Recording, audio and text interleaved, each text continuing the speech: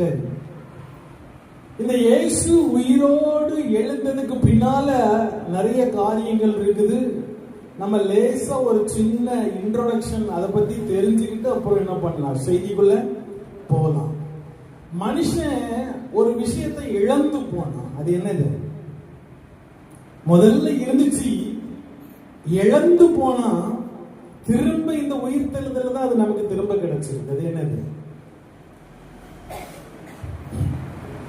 First Eden தோட்டத்துல யார் இருந்தா? ஆதாம் ஏவாள். இல்ல, தேவன் மண்ணுனால என்ன பண்ணாரு? ஒரு உருவத்தை செஞ்சு தன் ஜீவ சுவாசத்தை அந்த உருவத்தோட மூக்குல நாசியில ஊதுனார். அப்படிதானே? உடனே அந்த நொடி பொழுதுல மனுஷன் என்ன பண்றான்? ஜீவாத்மா ஆனா அப்படின்றது. எப்படி ஆனானா? என்னது ஜீவாத்மா பரமாத்மா? என்னது? புரியும்படியே சொல்றேன் பாருங்க. இப்ப நம்ம பார்க்கிற மாதிரி ஒரு உருவத்தை என்ன பண்ணிட்டாரு? மண்ணுல செஞ்சுட்டாரு. இப்போ அவருடைய ஜீவ சுவாசத்தை யார் மேல ஊதுறாரு? அந்த மண்ணு மேல ஊதுறாரு. அந்த ஊதுறது தான் ஆவி. என்னது? ஆவி. அதான் உயிர் ஆற்றல் சொல்றோம். உயிர்னு சொல்றோம்ல, அதான் அந்த ஆவி. இப்போ உயிரற்ற ஒரு மண்ணு அங்க உடலா மாறுது. இந்த ஜீவ சுவாசம் என்னதான் மாறுது? ஆவியா மாறுது. இந்த உடலும் அந்த ஆவியும் ஒன்றா இணையும் போது ஒரு முழுமையான மனுஷன் உருவாகிறதா. அதான் ஆத்மா. அதான் என்னது? உடல், ஆவி, ஆத்மா மூணு என்ன பண்ணுது? உருவாகுது. இது எப்படி படைக்கப்பட்டதுன்னா, அது எப்பவும் இந்த ஆவி தேவனோட தொடர்புலயே இருக்கும். எப்படி இருக்கும்? முதல் மனுஷன் எப்படி இருந்தான்? எப்பவும் அந்த ஆவி தேவனோட என்ன பண்ணும்? தொடர்பு கொள்ளக்கூடியதாக இருக்கும். ஆனா எப்போ பாவம் செஞ்சானோ, எப்போ கீழ்ப்படியாம போனானோ, எப்போ பாவம் அவனுக்குள்ள வந்துச்சோ, அப்ப இந்த தொடர்பு கட்டாயிடுச்சு. ஆவியில மனுஷன் யாரு கூட தொடர்பு கொள்ள முடியாம போச்சு? தேவனோடு என்ன பண்ண முடியல? தொடர்பு கொள்ள முடியல. இதுதான் மனுஷன் இழந்த முதல் இழப்பு. நீங்க வேதத்துல பார்த்தா தெரியும், பாவம் செஞ்சு இந்த ஆவியோட ஆண்டவருடைய தொடர்பு கொள்ற இது கட்டான உடனே ஆண்டவர் வந்து முதல் கேள்வி, ஆதாமே நீ எங்க இருக்கிறன்னு தான் கேட்பாரு. ஏன்னா என்ன பண்ண முடியல? தொடர்பு கொள்ள முடியல. இதத்தான் நம்ம ஆவிக்குரிய மரணம் சொல்றோம். என்னது? ஆண்டவர ஆவியில தொடர்பு கொள்ள முடியாததுக்கு பேர் தான் ஆவிக்குரிய மரணம். அதைத்தான் சொன்னார் ஆண்டவரும், இந்த கனியை புசிக்கிற நாளில் நீ சாகவே. அன்னைக்கே புசிச்ச அன்னைக்கே எது கட்டாயிடுச்சு? ஆவி மரணம் அடைஞ்சிருச்சு. ஆண்டவரோட தொடர்பு பண்றத விட்டுட்டு அப்புறம் அவன் 930 வருஷம் உயிர் வாழ்ந்தான்னு நினைக்கிறேன் ஆதாம். இல்ல, அதுக்கப்புறம் தான் சரீர மரணம் வருது. எப்ப வருது? அவன் 900 ஆண்டுக்கு மேல வசிச்சதுக்கு அப்புறம் தான் என்ன மரணம் வந்துச்சு? ஆனா அன்னைக்கே என்ன மரணம் வந்துட்டு? ஆவியில மனுஷன் இழந்தது இதுதான். மனுஷன் இழந்தது இதுதான். இத திரும்ப மீட்கிறதுக்கு தான் யார் வந்தா? இயேசு. மனுஷகுமாரன் என்ன பண்ணாரு? இந்த பூமியில எதை தொலைத்தானோ அதை மீட்கும் பொருளாக தேவன் இந்த மண்ணில் என்ன பண்ணார்? மனிதனாக அவர். ஐயா, இந்த பாவம் பண்ணதுக்கு அப்புறம் தான் ஆண்டவர் பிளான் போட்டாரா பூமிக்கு வர்றதுக்கு? வாசிங்க 1 பேதுரு 1:20 வாசிங்க. 1 பேதுரு 1:20. இந்த மீட்பின் திட்டம் எப்ப உருவாக்கப்பட்டுச்சுன்னு பாருங்க. 1 பேதுரு 1:20. அவர் உலக தோற்றத்திற்கு முன்பே குறிப்பிட்டப்பட்டவராய் இருந்து நமது மூலமாய் தேவன் மேல் விசுவாசமாய் இருக்கிற உங்களுக்காக இந்த கடைசி காலங்களில் வெளிப்பட்டார். எப்பவே பிளான் வந்துச்சு. இப்படி ஒரு மனுஷனை உண்டாக்குவேன், இவன் பாவத்துல விழுவான், அவனுக்கான மீட்பின் திட்டம் அப்படின்னு உலகத்தை படைக்கிறதுக்கு முந்தைய என்ன பண்ணி வச்சிருக்கிறாரு, போட்டு வச்சிருக்கிறாரு. இதே இதை நீங்க வெளிப்படுத்தலையும் இருக்கும், படிச்சு பாருங்க 13ஆம் அதிகாரத்துல இருக்கும்.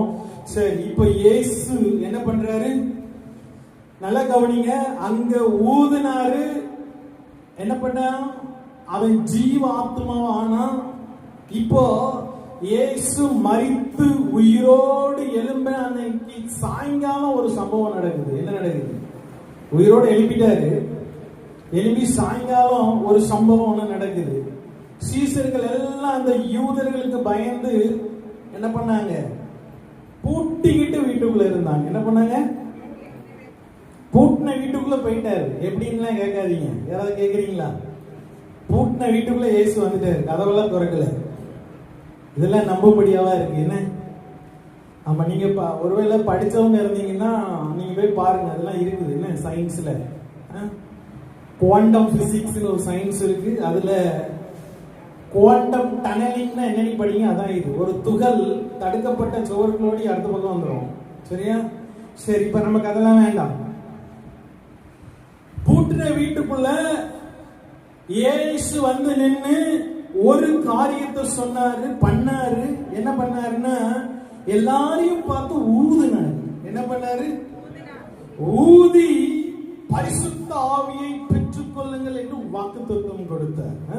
அன்னைக்கு ஏதேன் தோட்டத்துல படைக்கிறதுக்கு முன்னாடி தேவன் ஊதிய பொழுது மனிதன் எப்படி அவனுக்குள்ள அந்த ஆவி வந்துச்சோ, இழந்த அதே ஆவியை திரும்பவும் இயேசு பெற்றுக் கொள்ளும்படியாய் சீஷர்கள் மத்தியில் என்ன பண்ணாரு, ஊதி அதை வாக்குத்தத்தமாக கொடுத்தார்.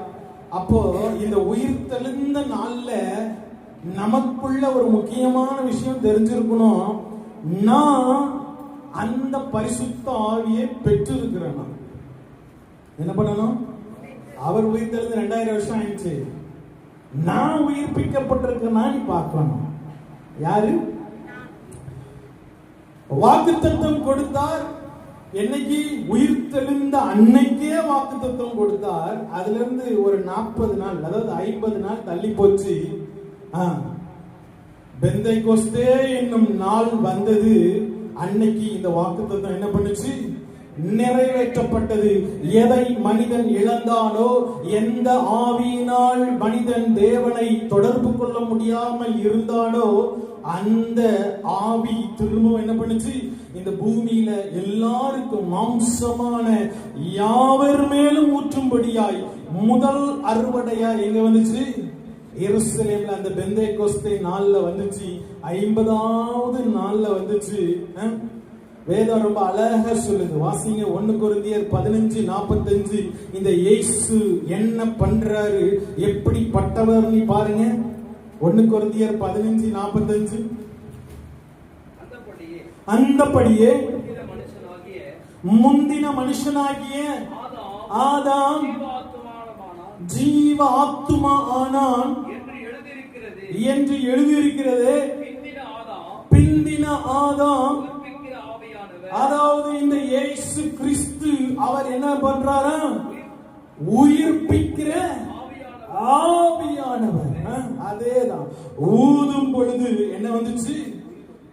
பரிசுத்த ஆவியை பெற்றுக் கொள்ளுகிற வாக்குத்தத்தம் வந்துச்சு. பெந்தைகோஸ்தே நாள்ல அது என்ன பண்ணுச்சு? நிறைவேறியது. என்ன பண்ணுச்சு? சரி, இந்த தெய்வீக சுவாசம், இந்த ஒரு ரூவா காற்று, இந்த பரிசுத்த ஆவியானவருடைய ஆளுக இன்னைக்கு நம்ம எல்லாருக்குள்ள என்ன பண்ணணும்? நம்ம எல்லாருக்குள்ள என்ன பண்ணணும்? பெருகணும். என்ன பண்ணணும்?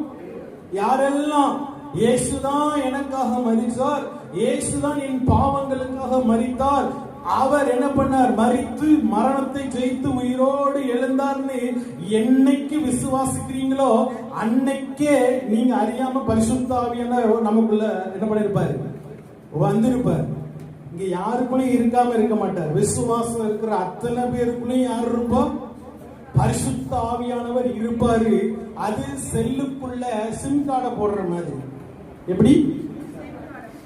செல்லுக்குள்ள சிம் கார்டை போடுற மாதிரி நான் தான் ரீசார்ஜ் பண்ணணும். நீங்க 2 மணி நேரம் பேசினா 300 ரூபாய்க்கு ரீசார்ஜ் பண்ணணும்.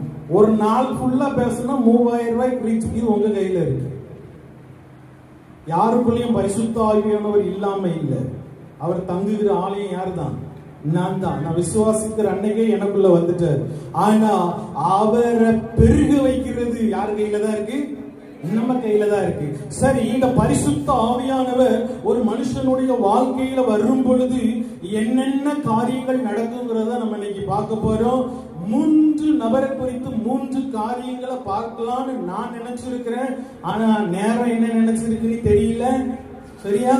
சரி, இந்த பரிசுத்த ஆவியானவர் நமக்குள்ளாய் வரும்பொழுது பலவீனமான நம்மை பலப்படுத்தி வல்லமையை வெளிப்படுத்துவார். ஹல்லேலூயா சொல்லுங்க.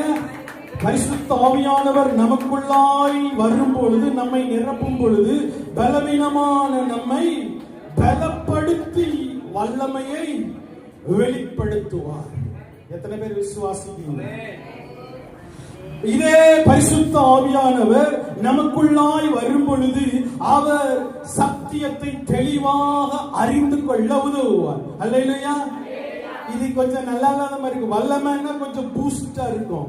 சத்தியம், வார்த்தை, வசனம் வாசிக்கணும்னா கொஞ்சம் கஷ்டமா தான் இருக்கும். ஆனா இதுக்குள்ளதான் பெரிய ஆசீர்வாதமே இருக்கு. பரிசுத்த ஆவியானவர் வரும் பொழுது அவர் சத்தியத்தை வல்லமையாய், சத்தியத்தை தெளிவாய் அறிந்து கொள்ளுகிற கிருபை செய்வார். சரியா? ஒரு மனுஷனுக்குள்ள வந்துட்டாருன்னா, பெருகிட்டாருன்னா எப்படின்னா, மூன்றாவது பரிசுத்த ஆவியானவர் நமக்குள்ள வந்துட்டாரு, பெருகிட்டாருன்னா எதற்கும் அஞ்சாத ஒரு நிச்சயத்தை தருவார். அல்லேலூயா. எதுக்குமே பயப்பட மாட்டீங்க. எத்தனை பேர் எதிர்த்ததுனாலும் சரி, தலையே போற சூழ்நிலையா இருந்தாலும் சரி, மரித்தே கிடந்தாலும் சரி, பயமே வரும். அல்லேலூயா. இப்படிப்பட்ட 3 நபர்கள் வேதாகமத்துல இருக்காங்க. நான் சொன்னதுக்கு உதாரணமா இவங்க 3 பேரும் பரிசுத்த ஆவியானவரால் நிரப்பப்பட்டவங்க, ஆளுகை செய்யப்பட்டவங்க. இவங்க எப்படி இருந்தாங்கன்னு நம்ம இன்னைக்கு பார்க்க போறோம். இதே மாதிரி இந்த உயிர்த்தெழுந்த நாள்ல நான் என்ன பண்ண போறேன்? உயிர்ப்பிக்கப்பட போறேன். அல்லேலூயா. ஒருத்தர் ரொம்ப மரண பயத்துல இருந்தான். அப்புறம் திடீர்னு பார்த்தா ஒரு மாதிரி மறுரூபமான சிங்கம் மாதிரி நின்னான். யாரு? இயேசுவை பிடிச்சிட்டு போகும் பொழுது பயந்து பயந்து கிடக்கிறான். யாரு? இயேசுவை பிடிச்சிட்டு போகும்போது ஒரு ஒரு பெண்மணி, ஒரு வேலைக்கார பெண்மணி தான் சொன்னாங்க, இவன் அந்த இயேசு கூட்டத்தில் இருந்தவன் தானே. சொன்ன உடனே இயேசுவா? அவர்லாம் எனக்கு தெரியாதுப்பா அப்படின்னு சொன்னவன் யாரு? பேதுரு.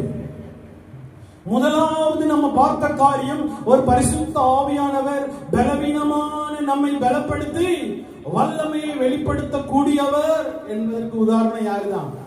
இந்த பேதுரு தான். யூத கலாச்சாரத்துல ஒரு சீஷன் தன்னுடைய குருவை பார்த்து, யாரை பார்த்து? தன்னுடைய குருவை பார்த்து 3 தடவை தெரியாது தெரியாது தெரியாதுன்னு சொல்லிட்டான்னா அது பொய் மாத்திரம் கிடையாது. யாருக்காவது குருவை தெரியாம இருக்குமா? தன்னோட சொந்த குருவை தெரியாம இருக்குமா? தெரியும்ல. அப்படி 3 நேரம் சொல்லிட்டான்னா அது வெறும் பொய் மாத்திரம் கிடையாது. எனக்கும் இனி அந்த குருவுக்கும் எந்த ஒட்டோ உறவோ உடன்படிக்கையோ எந்த காரியமும் கிடையாதுன்னு அர்த்தம். யாருடைய கலாச்சாரத்தின்படி? இஸ்ரவேல்ல இருக்கக்கூடிய யூதர்களுடைய கலாச்சாரத்தின்படி. இவர் ஒரு யூதர். இவர் எத்தனை தடவை எனக்கு ஆண்டவரை தெரியாதுன்னாரு? இயேசுவை 3 தடவை தெரியாதுன்னாரு. இதே மாதிரி இஸ்லாம்ல கூட இருக்கு, அப்படிதானே? இப்ப அந்த சட்டத்தெல்லாம் ரத்து பண்ணிட்டாங்கன்னு நினைக்கிறேன். 3 தடவை ஒரு மறைவான மதிலுக்கு அந்த பக்கம் நின்றுட்டு தான் கட்டின மனைவி பிடிக்கலன்னா தலாக்கு தலாக்கு தலாக்குன்னா விவாகரத்து ஆயிட்டுன்னு அர்த்தம். போய் கஷ்டப்பட்டு கோர்ட்ல எல்லாம் அலைஞ்சு திரிஞ்சு என்ன பண்ண வேண்டாம், வாங்க வேண்டாம்.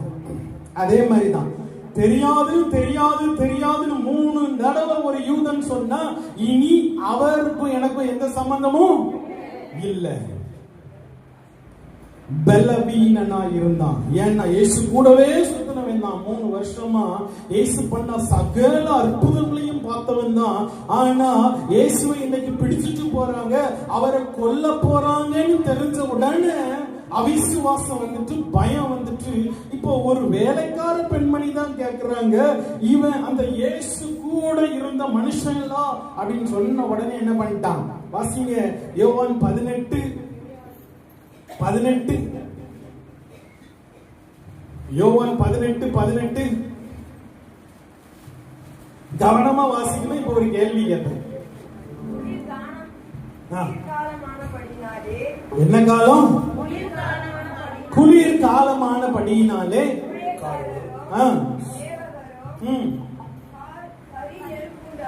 கரி நெருப்பு உண்டாக்கி நின்று குளிர் காய்ந்து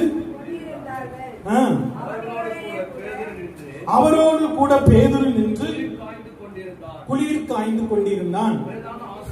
பிரதான ஆசாரியன் சரி, இப்ப பாருங்க 18 ஒரு காரியம் இருக்கு, நீங்க கவனிச்சிருப்பீங்க நினைக்கிறேன். அவங்க குளிரா இருக்குது, கரி நெருப்பை உண்டாக்கி என்ன பண்ணிட்டு இருக்காங்க? இது 2வது தடவை ஆண்டவரை தெரியாதுன்னு சொன்ன இடம். 3வது 25 இருக்கு பாருங்க. 18:25 சீமோன் பேதுரு நின்று அங்கேயே தான் நிக்கிறான். அதே கரி நெருப்பு நிக்கிற இடத்துல தான் நிக்கிறான். சரி, இது 3வது தடவை ஆண்டவரை தெரியாதுன்னு சொல்ற நேரம். இதுதான் பலவீனமான சூழ்நிலை, அவிசுவாசமான சூழ்நிலை.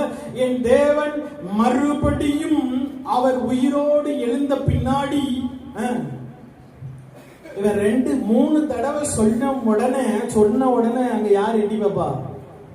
இயேசுவை எட்டி பாப்பான். அவனுக்கு ரொம்ப கஷ்டம் ஆயிடும். ஐயோ, நான் இவரை தெரியாதுன்னு பொய் மாத்திரம் சொல்லலையே, இவருக்கும் எனக்கும் எந்த உடன்படிக்கையும் ஒட்டும் உறவும் இல்லைன்னு சொல்லிட்டேனேங்கிற வார்த்தை அவனுக்குள்ள ரொம்ப கஷ்டமா இருந்துச்சு. அதனால வேதம் சொல்லுது, அவன் ரொம்ப மனம் கசந்து அழுதான் என்று. இதைத்தான் ஆண்டவர் பார்க்கிறார். எதைத்தான் பார்க்கிறார்? இந்த கண்ணீரை தான், இந்த மனக்கசந்து அழுததை தான் பார்க்கிறாரு. திரும்பவும் அவனை பலப்படுத்திய இடம் எதிரி பாருங்க. யோவான் 21:9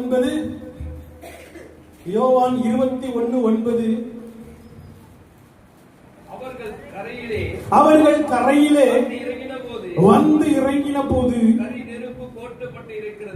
எந்த இடம்? அதே கரி நெருப்பு. எந்த கரி நெருப்பு இருந்த இடத்துல இவன் தேவனை தெரியவில்லை என்று மறுதலித்தானோ, தேவனை தெரியாது என்று சொன்னானோ, அதே ஒரு சூழலை இயேசு உருவாக்கி வச்சிருக்கிறார். இந்த இடத்துல இருந்ததானப்பா நீ என்ன தெரியாதுன்னு சொன்னேன், அதே மாதிரி ஒரு சூழலை இயேசு அங்க உண்டாக்கி வச்சுட்டு இவங்களுக்காண்டி மீன் பொறிச்சு வச்சிருக்கிறார். நான் ஒண்ணு சொல்லட்டுமா? பேதுரு எங்க விழுந்தானோ, எந்த சூழலில் விழுந்தானோ, அதே சூழலை உருவாக்கி அவனை பலப்படுத்தினவர் நம் இயேசு. ஹல்லேலூயா. அவர் ஒன்றையும் மறந்து போவதில்லை. பாருங்க, கரி எப்படின்னா ஒரு மரத்தை எரிச்சு அதோட என்னது எஞ்சின பாகம். கரிங்கிறது ஒரு பொருள் இல்ல, ஒரு பொருளோட எரிந்த பாகம். இப்படி ஒன்றுக்கும் இல்லாத கரிய கூட என் தேவன் திரும்பவும் என்ன பண்ணுவார்? நெருப்பு பிளம்பாக என்ன பண்ணுவார்? மாற்ற வல்லமையுள்ள தேவன். அதே போலதான் பேதுருவு என்ன பண்ணாரு? நீ கரியா இருந்தது போதும், இப்ப நீ என்ன பண்ணுது? நெருப்பாய் மாறு. நெருப்பு பிளம்பா என்ன பண்ணு?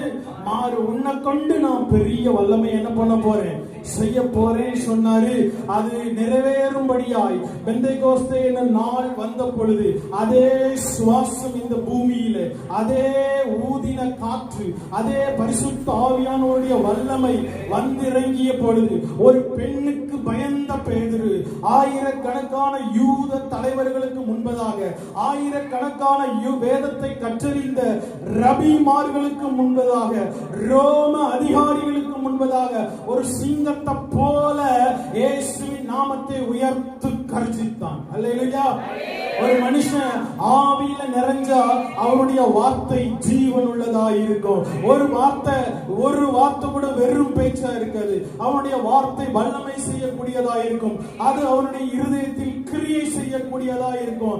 பாருங்க, பரிசுத்த ஆவியானவர் அந்த வல்லமையினால் அவனை அன்னைக்கு நிரப்பினதுனால பேதுரு பிரசங்கித்த அந்த நாளில 3000 பேர் அந்த இருதயம் என்ன பண்ணுச்சான், அவனுடைய இருதயம் குத்தப்பட்டுச்சான். என்ன பண்ணுச்சான், குற்றமில்லாத அந்த ரத்தத்தை காட்டி கொடுத்துட்டோமேன்னு சொல்லிட்டு.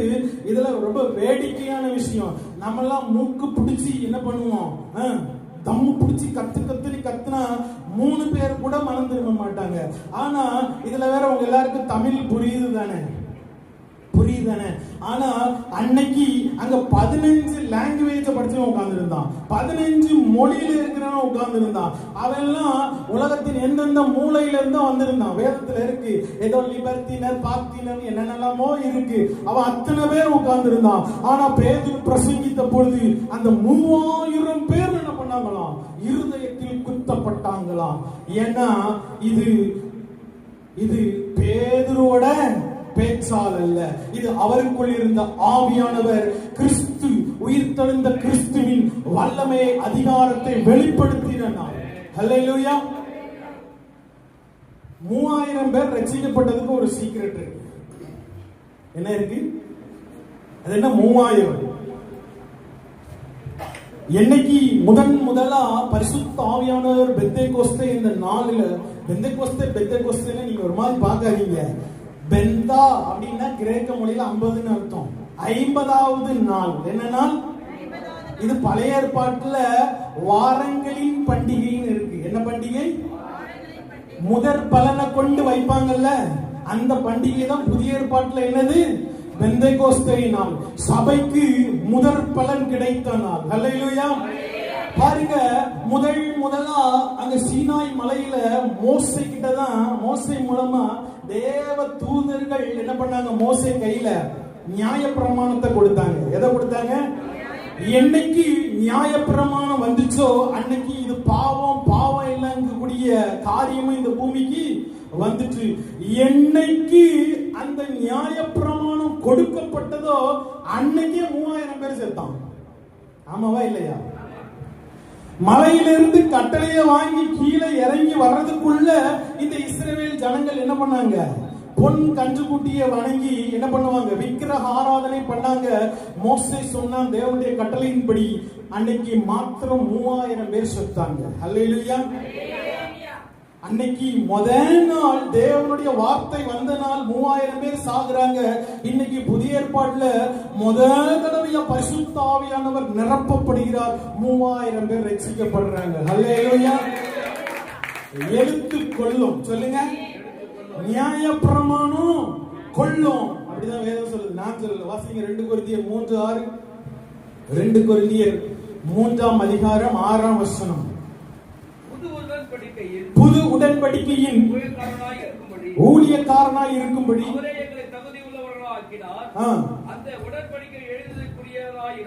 அந்த உடன்படிக்கை எழுத்துக்குரியதாய் இராமல் ஆவிக்குரியதாய் இருக்கிறது. எழுத்து கொள்ளுகிறது, ஆவியோ உயிர்ப்பிக்கிறது. சீனாய் மலையில அந்த நியாயப்பிரமாணங்கிற எழுத்து வந்ததுனால 3000 பேர் கொல்லப்பட்டான். ஆனா இன்னைக்கு இயேசு கிறிஸ்து தன்னுடைய ஆவியை கொண்டு உயிர்ப்பித்ததுனால 3000 பேர் ரட்சிக்கப்பட்டான். ஹல்லேலூயா. ஒரு மீனவன், படிப்பறியாதவன், வேத ஞானிகளுக்கு, வேத அறிஞர்களுக்கு வேதத்தை போதிக்கிறதுலாம் சாதாரண காரியம் கிடையாது. ஆனா அது சாத்தியமாச்சு. யாராலன்னா பரிசுத்த ஆவியானவரால. யாரால? இன்னைக்கு உங்க வாழ்க்கையில ஏதாவது சாத்தியப்படாம இருக்குதுன்னா அது இன்னைக்கு சாத்தியமாகும். நான் விசுவாசிக்கிறேன். எது உங்க வாழ்க்கையில ரொம்ப நாள சாத்தியப்படாம இருக்கிறதோ அது இன்று சாத்தியப்படும். நீங்க அது ஆவிக்குரிய ஆசீர்வாதமா இருந்தாலும் சரி, இல்ல இந்த இம்மைக்குரிய ஆசீர்வாதமா இருந்தாலும் சரி, அது உங்களுக்கு இன்று வாய்க்கப்படும். அது இன்று உங்களுக்கு கட்டளையிடப்படும். அது கனியாய் வருகிறத உங்க கண்கள் காணும். அதை நீங்க ஆவிக்குரியதுல உங்க பிரசங்கம், உங்க வார்த்தையின் வல்லமையா இருந்தாலும் சரி, இல்ல அற்புத அதிகாரங்களை செய்கிற வல்லமையா இருந்தாலும் சரி, இல்ல உங்க நிழல் பட்டு குணமாகிற வல்லமையா இருந்தாலும் சரி. நான் சொல்றதெல்லாம் ஒருவேளை உங்க இதெல்லாம் நம்ம வாழ்க்கையில எங்க நடக்க போகுது நீங்க சில பேர் நினைச்சுட்டு இருக்கீங்க. மரணத்தை முறியடிக்கிற வல்லமையை கூட கர்த்தரால செய்ய முடியும். இன்ன ஆவி என்று பகுத்தறிகிற வல்லமை, ஞானத்தோடு போதிக்கிற வல்லமை, அறிவை உணர்த்துகிற வசனத்தை தருகிற வல்லமை, அற்புதங்களை செய்கிற வல்லமை, தீர்க்க தரிசனங்கள் சொல்லுகிற வல்லமை, அந்நிய பாஷைகளை அளவில்லாமல் பொழிகிற வல்லமை உங்களுக்கு வரும். அதே இம்மைக்குரிய காரியத்துல சொல்றேன். பக்கத்து வீட்டுல லேண்ட் ப்ராப்ளமா சரியாகும். இன்னைக்கு ஆண்டவர் என்ன பண்றாரு?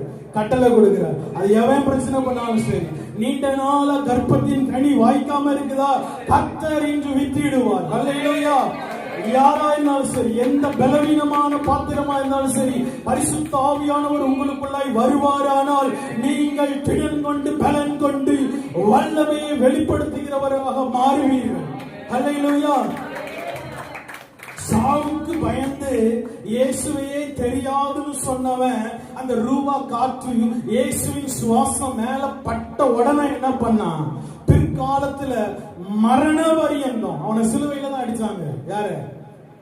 பேதுருவை சிலுவையில தலைகீழ அடிக்கிற வரைக்கும். அதுக்கப்புறம் இயேசு ஒருபோது என்ன பண்ணல? மறுதளிக்கல. ஏன்னா ஆவியானவர் அவனுக்குள்ள என்ன பண்ணார்? வல்லமையாய் கிரியை செய்தார். இப்படிப்பட்டதான காரியங்கள், இப்படிப்பட்டதான அதிகாரங்கள் இன்று ஒவ்வொரு தனி மனிதனுக்கும் தேவைப்படுகிறது. ஒவ்வொரு குடும்பத்தில் இருக்கிற அனைவருக்கும் தேவைப்படுகிறது. ஒவ்வொரு சபைக்கும் தேவைப்படுகிறது. நம் மூலமாய் தேசத்திற்கும் தேவைப்படுகிறது. அதனால நான் ஒரு நிமிஷம் ஜெபிக்க போறேன். எவ்வளவு நேரம்? ஒரே ஒரு நிமிஷம். வேதம் சொல்லுது, தாக முள்ளவன் மேல் தண்ணீரை ஊற்றுவேன். நீ தாகம் இல்லாம இருந்தீன்னா தண்ணீர் வராது. நீ வறண்ட நிலமா இருந்தீன்னா ஆறுகளை என்ன பண்ணுவேன்? ஊற்றுவேன். கேட்கணும். ஜெபிக்கும் போது வாயை திறந்து நீங்க யாரையும் பார்க்கணும்னு அவசியம் இல்ல. என்ன பண்ணுங்க, இன்னைக்கு உங்களுக்கு எந்த காரியம், இம்மைக்குரிய மறுமைக்குரிய ஆவிக்குரிய எந்த பலவீனமான காரியம், எந்த தோல்வியான காரியம், எந்த எதிரான காரியம் தான் சரி, கர்த்தர் இந்த ஒரு நிமிஷத்துல உங்களுக்காய் பதில் செய்வார். நான் விசுவாசிக்கிறேன். கண்களை மூடி வாயை திறந்து அந்நிய பாஷையில ஜெபிக்கிறவங்க அந்நிய பாஷையில ஜெபிக்க, ஆவியோடு நீங்க உண்மையோடு ஜெபிக்கிறவங்க வாயை திறந்து உங்க காரியத்திற்காக என்ன பண்ணுங்க? ஜெபிங்க. கணுக்கால் அளவு போதாதையா, முழங்கால் அளவு போதாதையா. ஆமென். கணுக்கால் அளவு போதாதையா, முழங்கால் அளவு போதாதையா, கணுக்கால் அளவு போதாதையா. அவரை பார்த்து சொல்லுங்க, கணுக்கால் அளவு போதாதையா. நீந்தி நீந்தி மூழ்கணுமே, நீந்தி நீந்தி மூழ்கணுமே, மிதந்து மிதந்து மகிழணுமே, மிதந்து மிதந்து மகிழணுமே. ஓ கணுக்கால் அளவு போதாதையா.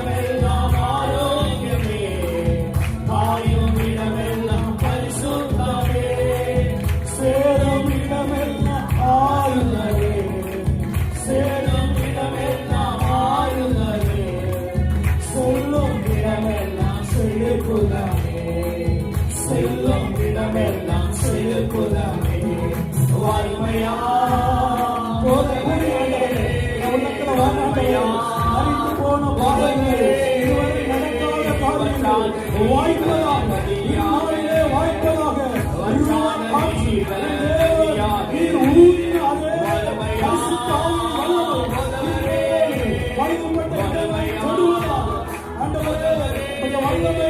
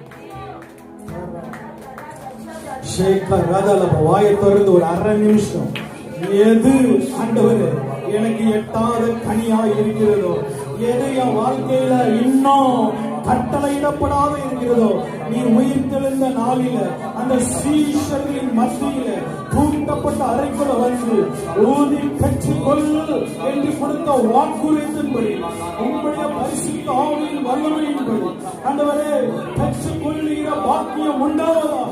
எல்லா சாத்தானின் சகல எதிரான திட்டங்கள், எல்லா பொருளாதார சக்தியின் திட்டங்கள் யாவும் இப்போது நிர்மூலமாக்கப்படுவதாக, இப்போது கடிந்து கொள்ளப்படுவதாக.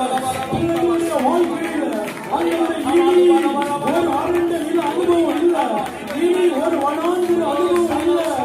நீ நிரப்புகிற வல்லமை உண்டாவதாக.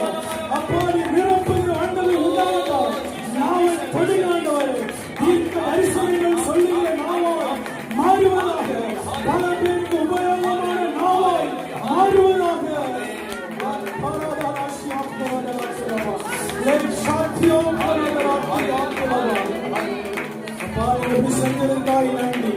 உம்முடைய வார்த்தை அப்பா இந்த சிறு சபைகளின் மீது வல்லமையாய் வெளிப்பட்டதற்காய் நன்றி. ஆண்டவரே இன்னும் ஒரே வருஷத்துல இந்த நாளுக்கான சாட்சி வெளிப்படும்படியாக ஒரு தடையும் வராதபடிக்கு உங்க நாமத்துல உங்க சன்னதியில் இருந்தவர்களை எல்லாம் எதிரான எல்லா சக்திகளின் திட்டங்களை எல்லாம் கடிந்து கொள்ளுகிறார். பிள்ளைகளுடைய வாழ்க்கையில சுக வாழ்வு குளிர்ப்பதாக, வனாந்திரம் மாறி வயல் வெளியாய் மாறுவதாக, கனிகள் உண்டாவதாக. ஒருவனும் தடை செய்யாதபடிக்கு உங்க நாமத்தினாலே ஜெபிக்கிறோம். ஆமென். அல்லேலூயா.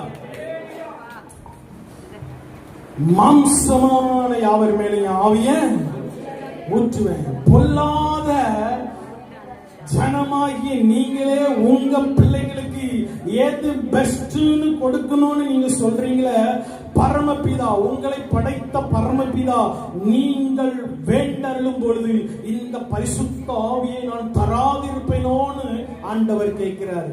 நாம தான் என்ன பண்றதில்ல, கேட்கிறது இல்ல. உலகத்தின் எந்த காரியத்தையும் எந்த எதிரான திட்டத்தையும் முறியடிக்கிற வல்லமை எனக்குள்ள வரணும்னா ஆவியானவர் எனக்குள்ள என்ன பண்ணணும், வல்லமையாய் கிரியை செய்யணும். பேதுருவின் வாழ்க்கையை மாற்றின தேவன் உங்களுடைய வாழ்க்கையும் மாற்றுவாராக. அல்லேலூயா. சரி, இரண்டாவது காரியம், இந்த பரிசுத்த ஆவியானவர் ஒரு மனிதனுக்குள்ளாய் வரும் பொழுது மிக மிக ஒரு கிறிஸ்தவனுக்கு அவசியமான ஒன்று என்னன்னா சத்தியத்தை சரியாக அறிந்து கொள்ளுதல். சொல்லுங்க, சத்தியத்தை சத்தியமாக அறிந்து கொள்ளுதல். என்ன சொல்லுங்க, உண்மையை உண்மையாக அறிந்து கொள்ளுதல். எப்படி? நான் இந்த பகுதியை கொஞ்சம் பெருசா எடுத்துட்டு போலான்னு இருக்கேன். நீங்க கவனமா கவனிக்கணும், சரியா? இந்த சம்பவத்தை நான் வரலாற்று பின்னணியிலிருந்து உங்களுக்கு விவரித்து சொல்ல ஆசைப்படுறேன். வேகமா 14 வசனம் இருக்கு, ஒருத்தர் வேகமா வாசிச்சிடணும். அப்போஸ்தலர் 8:26 அதிகாரம் 40 வசனம். அப்போஸ்தலர் 8 அதிகாரம் 26 வசனம் முதல் 40 வரைக்கும் கட குடு குடுன்னு வாசிக்கணும். கர்த்தருடைய தூதன் பிலிப்பை நோக்கி, நீ எழுந்து தெற்கு முகமாய் எருசலேமிலிருந்து காசா பட்டணத்துக்கு போகிற நல்லா கவனிச்சுக்கிறீங்க, வனாந்தரமாக்கமாய் போ என்றார். அந்தபடியே அவன் எழுந்து போனான். அப்பொழுது எத்தியோப்பியாவுடைய ராஜஸ்திரியாக கந்தேகே என்பவளுக்கு மந்திரியும் அவருடைய பொக்கிஷம் எல்லாவற்றுக்கும் தலைவனுமாய் இருந்த எத்தியோப்பியனாகிய ஒருவன் பணிந்து கொள்ளும்படி எருசலேமுக்கு வந்திருந்து ஊருக்கு திரும்பி போகும்போது தன் ரதத்திலே உட்கார்ந்து ஏசாயா தீர்க்கதரிசியின் ஆகமத்தை வாசித்துக் கொண்டிருந்தான். ஆவியானவர், நீ போய் அந்த ரதத்துடனே சேர்ந்து கொள் என்று பிலிப்புடனே சொன்னார். அப்பொழுது பிலிப்பு ஓடி போய் சேர்ந்து அவன் ஏசாயா தீர்க்கதரிசியின் ஆகமத்தை வாசிக்கிறதை கேட்டு, நீ வாசிக்கிறவைகளின் கருத்து உனக்கு தெரியுமா என்றார். அதற்கு அவன், ஒருவன் எனக்கு தெரிவிக்காவிட்டால் அது எனக்கு எப்படி தெரியும் என்று சொல்லி பிலிப்பு ஏறி தன்னோடனே உட்காரும்படி அவனை வேண்டிக் கொண்டான். அவன் வாசித்த வேத வாக்கியம் என்னவென்றால், அவர் ஒரு ஆட்டை போல அடிக்கப்படுவதற்கு கொண்டு போகப்பட்டார். மயிர் கத்திரிக்கிறவனுக்கு முன்பாக சத்தமிடாதிருக்கிற ஆட்டுக்குட்டியை போல அவர் தமது வாயை திறவாதிருந்தார். அவர் தம்மையே தாழ்த்தின போது அவருடைய நியாயம் எடுத்து போடப்பட்டது.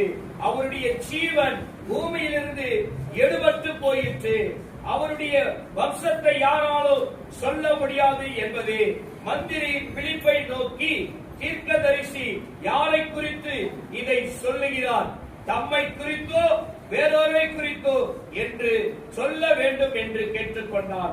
அப்பொழுது பிலிப்பு பேசத் தொடங்கி இந்த வேத வாக்கியத்தை முன்னிட்டு இயேசு கிறிஸ்து குறித்து அவனுக்கு பிரசங்கித்தார். இவ்விதமாய் அவர்கள் வழி நடந்து போகையில் தண்ணீர் உள்ள ஓரிடத்திற்கு வந்தார்கள். அப்பொழுது மந்திரி, இதோ தண்ணீர் இருக்கிறதே, நான் ஞானஸ்நானம் பெறுவதற்கு தடை என்ன என்றான். அதற்கு பிலிப்பு, நீர் முழு இருதயத்தோடும் விசுவாசித்தால் தடை இல்லை என்றான். அப்பொழுது அவன், இயேசு கிறிஸ்துவை தேவனுடைய குமாரன் என்று விசுவாசிக்கிறேன் என்று சொல்லி ரதத்தை நிறுத்த சொன்னான். அப்பொழுது பிலிப்பு மந்திரியும் ஆகிய இருவரும் தண்ணீர் இறங்கினார்கள். பிலிப்பு அவனுக்கு ஞானஸ்நானம் கொடுத்தான். அவர்கள் தண்ணீரில் இருந்து கரையேறின பொழுது கர்த்தருடைய ஆவியானவர் பிலிப்பை கொண்டு போய்விட்டார். மந்திரி அப்பொழுதும் அவனை காணாமல் சந்தோஷத்துடனே தன் வழியாய் போனார். பிலிப்பு தேசத்தில் அசோத்தில் காணப்பட்டு அவ்விடத்திலிருந்து பிரயாணம் பண்ணி செசரியாவுக்கு வருகிற வழியில் சகல பட்டணங்களிலும் சுவிசேஷத்தை பிரசங்கித்துக் கொண்டு வந்தார். இங்க ஒரு மனுஷனை பத்தி சொல்லப்பட்டிருக்குது. அவனுக்கு பேரே இல்ல, ஆனா அவன் ஊரை வச்சு சொல்லப்பட்டிருக்குது. பேர் என்னது? பிலிப்புக்கு தான் பேர் இருக்கு. பேர் இல்லாத ஒரு ஆளை பத்தி இங்க சொல்லப்பட்டிருக்கு. அவரை பத்தி தான் நம்ம பார்க்க போறோம். எத்தியோப்பிய மந்திரி. யாரு? பரிசுத்த ஆவியானவர் ஒருவருடைய வாழ்க்கையில வரும் பொழுது சத்தியத்தை எப்படி சத்தியமாய் போதிப்பார் என்பதற்கு மிக சிறந்த நபர் யாருதான்? இந்த எத்தியோப்பிய மந்திரி. அதுக்கு முன்னாடி நான் உங்களுக்கு ஒரு 200 ரூபாய் பரிசு தர்றதுக்கு ரெடியா இருக்கேன், சரியா? இந்த எத்தியோப்பியாங்கிற வார்த்தைய இன்னைக்கு இங்க வந்ததுல இருந்து நீங்க எங்கேயாவது கேள்விப்பட்டீங்கன்னா, ஆமா இந்த இடத்துல கேள்விப்பட்டேன்னு சொல்லுங்க. 200 ரூபாய் உங்களுக்கு பரிசு. இந்த சபைக்குள்ள வந்தது நேரத்துல இருந்து இந்த நேரம் வரைக்கும், ஆமா இந்த எத்தியோப்பியாங்கிற வார்த்தைய நான் கேள்விப்பட்டேன் அப்படின்னு நீங்க சொல்லி எங்கன்னு சொல்லிட்டீங்கன்னா உங்களுக்கு 200 ரூபாய் பரிசு. புரியல? இப்பதான் நான் சொல்றது இதுக்கு முந்தி வந்ததுல இருந்து இப்போ இதை கேள்விப்படுறதுக்கு முந்தி. நீங்க ஒரு வேத பாட வாசிச்சீங்க பாத்தீங்களா? சங்கீதம் 68:31 வாசிங்க. நல்லா கவனிச்சிருக்கீங்கன்னு எனக்கு தோணுது. சங்கீதம் 68:31. பிரபுக்கள்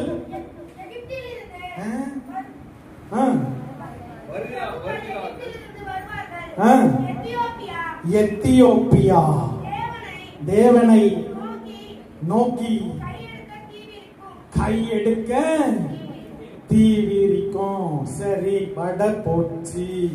இப்போ நம்ம செய்திக்குள்ள வந்துருவோம். சரியா? ஆப்பிரிக்க கண்டமான எத்தியோப்பியா அப்படின்னு ஒரு தேசம் இருக்குது. என்ன தேசம் இருக்கு ஆப்பிரிக்காவுல? இப்ப இருக்கிற எத்தியோப்பியா கிடையாது. அது 2000 ஆண்டுகளுக்கு முன்பு இருந்த எத்தியோப்பியா. அது ஆப்பிரிக்க கண்டத்துல இருந்தது. இப்ப அதுக்கு பேரு சூடான், வடக்கு சூடான். என்ன நாடு? சரி, அன்னைக்கு இப்ப நீங்க இந்த சம்பவத்துல வாசிச்சீங்கல்ல, அன்னைக்கு சூழ்நிலையில அதோட பேர் பாத்தீங்கன்னா குஷ். என்னது? நீங்க போய் கூகுள்ல அடிச்சீங்கன்னா வரும், CUSH, குஷ் அப்படின்னு போட்டா அந்த நாடு வரும். இந்த அன்னைக்கு அதோட பேரு. சரியா? இந்த குஷ் சாம்ராஜ்யத்துல ராஜாக்கள் என்ன பண்றது இல்லைன்னா நாட்டை ஆளுவதில்லை. யார் ஆளுறதில்லை? ராஜாக்கள் ஆளுவதில்லை. ஏனென்றால் அவர்கள் சூரியனின் புத்திரர்கள் என்று கருதப்படுவதால், தேவகுமாரர்கள் என்று கருதப்படுவதால் அவர்கள் இந்த நாட்டை என்ன பண்றதில்லை, ஆள்றதில்லை. அவங்களுக்கு பதிலா ராணிகள் தான் என்ன பண்ணாங்க, நாட்டை ஆண்டாங்க. குயின் மதர்ஸ், அந்த ராஜாவோட அம்மா, ராஜாவுடைய மனைவி, இவங்க தான் நாட்டை ஆண்டாங்க. இந்த மொத்தமா அந்த நாட்டை ஆளக்கூடிய ராணிகளுக்கே பேரு கந்தாகே தான். ஒரு தனிப்பட்ட ராணி பேரு கந்தாகே கிடையாது. மொத்த அந்த நாட்டை எந்த ராணி ஆண்டாலும் அந்த நாட்டோட ராணிக்கு பேர் என்னதுதான்? கந்தாகே. என்னக்கு?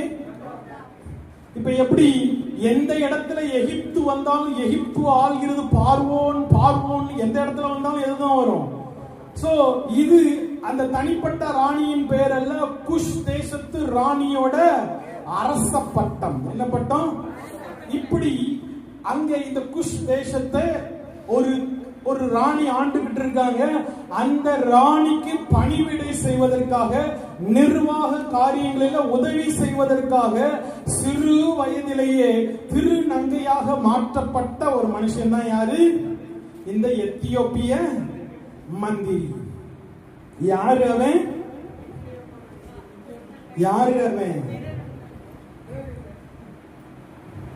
திருநங்கை. யாரு இந்த எத்தியோப்பிய மந்திரி? யாரு? ஏன்னா அந்த நாட்டு வழக்கத்தின்படி எகிப்து நாட்டிலும் இதே வழக்கம் இருந்திருக்குது.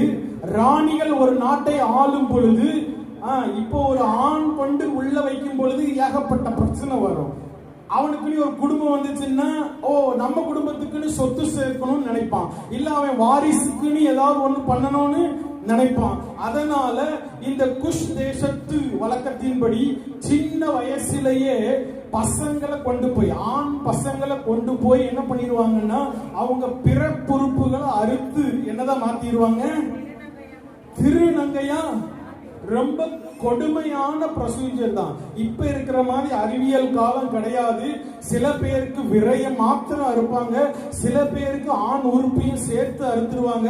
பல பேர் இதுல மரித்து போவாங்க. ஒரு சில சிறுவர்கள் மாத்திரம் தான் என்ன பண்ணுவாங்க, இதுல உயிர் பிழைப்பாங்க.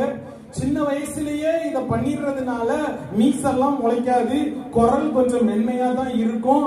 ஆனா அவங்க யாரா இருப்பாங்க, இந்த இரத்த போக்கு நிப்பாட்டுறதுக்காக மூலிகையை எரிச்சு வரக்கூடிய சாம்பல போட்டிருக்காங்க. இன்னும் நிக்கலன்னா கொதிக்கிற எண்ணெயை அதுல ஊத்துவாங்களாம், உடனடியா ரத்தம் ஸ்டாப் ஆகுறதுக்கு. அப்போ இப்படி அறுவை சிகிச்சை இல்லாத நாட்களில இப்படிப்பட்ட ஒரு மனுஷனுக்கு அந்த இடத்துல எவ்வளவு பெரிய தழும்பு இருக்கும். இதெல்லாம் நீங்க வரலாற்று பின்னணியில போய் பார்த்துக்கிடுங்க. இன்னைக்கு போய் கூகுள்ல அவன் பேரை அடிச்சாலும் வரும். அவன் சாதாரண ஆள் இல்ல, போக போக நீங்க தெரிஞ்சுக்குவீங்க. இப்போ இந்த எத்தியோப்பிய மந்திரி எங்க வரானா, நம்முடைய தேவனை அறிந்து கொள்வதற்காக எருசலேமை நோக்கி வந்துகிட்டு இருக்கிறான். எங்க இருந்து வந்துகிட்டு இருக்கிறான்? ஆமா, அவன் ஒரு மந்திரி தான். அதுக்காண்டி அவன் அடிமை கிடையாது. அவனுக்கு எல்லா அதிகாரமும் உண்டு. ஒரு ராஜாவுக்கு அடுத்தபடியா அதிகாரம் உண்டு. அரண்மனையில் இருக்கக்கூடிய எல்லா பொக்கிஷங்களையும் மேற்பார்வை பண்றதுக்கு, நிர்வகிக்கிறதுக்கு அவனுக்கு என்ன உண்டு? அதிகாரம் உண்டு. இவன் இப்போ 3000 கிலோமீட்டர் பயணித்து எங்க வரான்? ஆண்டவர் அறிந்து கொள்றதுக்கு எருசலேமுக்கு வாரான். ஆப்பிரிக்க கண்டத்துல இருந்து ஆசிய கண்டத்துக்கு வாரான். ரதத்துல வாரான். அப்பனா ஒரு ரதம் 30 இருந்து 40 கிலோமீட்டர் போகும். ஸ்பீடு எவ்வளவு போகும்? நம்ம எல்லாம் இப்ப முறுக்கிட்டு 80 100ல போயிடுறோம் இல்ல, அப்படியே 108லயும் போயிடுறோம். இப்போ என்னைக்காவது இந்த தார் ரோட்ல ஓட்டின வண்டியை கொஞ்சம் பக்கத்துல இருக்கிற மண் ரோட்ல ஓட்டிருக்கீங்களா? அதிரும், புல்லட் மாதிரி இல்ல. பாருங்க, ரதம் அப்படிதான் போகும். அன்னைக்கு பாதை கிடையாது, அது வனாந்தர பாதை. சரியா பாதை இருக்காது. இந்த வனாந்தர பாதையில 30-40 கிலோமீட்டர் ஸ்பீட்ல வரணும்னா அவரு எருசலேம் வந்து சேர்றதுக்கு 100 நாள் ஆகும். குறைஞ்சது 3.5 மாசம் ஆகும். எவ்வளவு நாள் ஆகும்? நீங்க எவ்வளவு நேரம் பயணிச்சு ஆண்டவரை தேடி வந்திருக்கீங்க? அரை மணி நேரம், 1 மணி நேரம். சரி, இப்ப நான் சொல்றதை நல்லா கவனிச்சுக்கிறீங்க. இப்போ இந்த எத்தியோப்பிய மந்திரி 3000 கிலோமீட்டர் பயணித்து எருசலேமுக்குள்ள போயிட்டு, நான் ஆண்டவரை இன்னும் கொஞ்சம் நெருங்கணும், ஆண்டவரை பத்தி நான் இன்னும் கொஞ்சம் அறிந்து கொள்ளணும் அப்படின்னு போய் நின்னா அவனை யாரும் உள்ள விடல. அங்க எருசலேம் தேவாலயத்துல 3 பிரிவுகள் இருந்தது. ஒன்னு புறஜாதி மக்கள் உட்கார்றதற்கான வெளி பிரவாகம், அதுக்கப்புறம் யூதர்கள் உட்கார்றதற்கான பகுதி, அதுக்கப்புறம் லேவியர்கள் உட்கார்றதுக்கான பகுதி. இந்த 2 பகுதிக்குள்ள யாரு போக முடியாது? புறஜாதியான் போக முடியாது. இவர் யாரு? இவர் இன்னும் கொஞ்சம் யாரு? புறஜாதியிலேயே கொஞ்சம் எப்படிப்பட்டவர்? வேதத்தின் பார்வையில, பழைய நியாய பிரமாணத்தின் சட்டப்படி இவன் தீட்டுள்ளவன். யாரு? வாசிங்க, உபாகமம் 23:1. யாரெல்லாம் தேவாலயத்துக்குள்ள போக முடியாதுன்னு பாருங்க. உபாகமம் 23:1.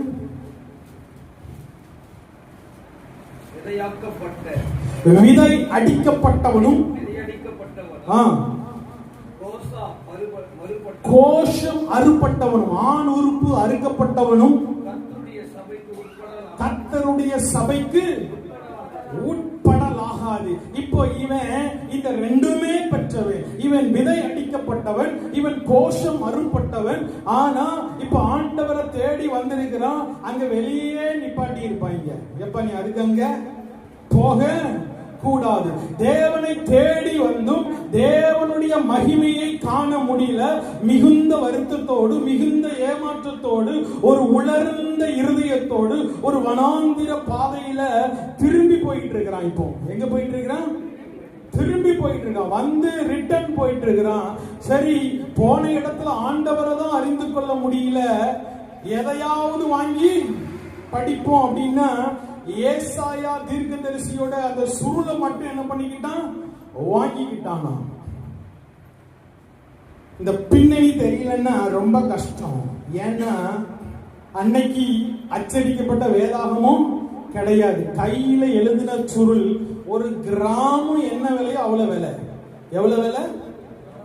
நீங்க ஒரு தோல் சுருள், பைபிள் தோல் சுருள் வாங்குறது ஒண்ணு, ஒரு கிராமத்தை விலைக்கு வாங்குறது ஒண்ணு. அவ்வளோ விலை.